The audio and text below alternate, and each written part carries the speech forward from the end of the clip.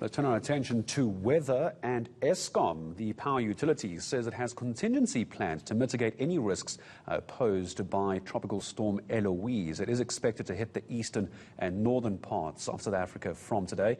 They say contingency plans already in place. So let's find out what those are and what the risks are. Spokesperson for Eskom, Sikonathi Mantshantsha, joining us. Sikonathi, always a pleasure speaking to you. What are the risks that are posed by this tropical storm? Good morning.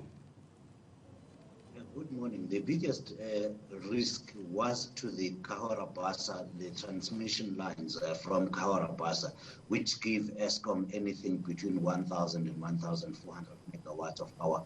The storm has really passed that area over the transmission lines, and we have not seen any damage. These transmission lines were reinforced a few years ago after the previous storms, so we are in the clear there. In South Africa, but particularly in the Mpumalanga area where we have power stations, we have also done some preparatory work for the storm, and we have teams waiting to respond should there be any damage. We have placed helicopters at strategic places in the northern KwaZulu-Natal and in some parts of Mpumalanga that can also reach Limpopo in order to respond should there be any damage. It's great news to hear that those power supplies still in place after the storm had gone over those pylons. Sikonathi, talk to me a little bit about the coal situation. I saw a report earlier in the week suggesting that Eskom only has 4 days of dry coal. The concern about the ongoing rain in South Africa for the next few days. Is that going to be a problem?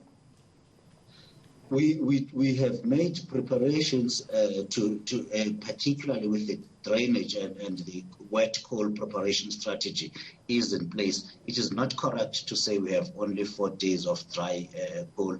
When we have such heavy rains as we expect for the storm, which is not an occasion that happens all the time in South Africa, if those heavy rains of about 200 millimeters can come to pass, then we would have only 4 days of coal in the coal handling in particular power stations, particularly the largest over there.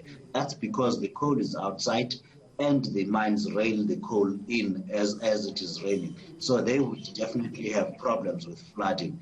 And what we did say is that should the heavy rain surpass 4 days, then we might have some wet coal problems.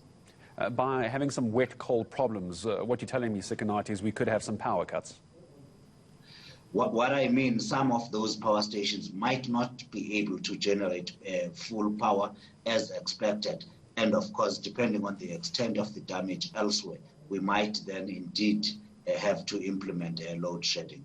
At this point, I must stress that we are not worried about that. We just had to communicate that up front and warn the people that should the rains persist, heavy rains, let's repeat, not just the ordinary rain that we do have in the country, but should we have these heavy rains persisting for more than 4 days, then we might run into problems with coal.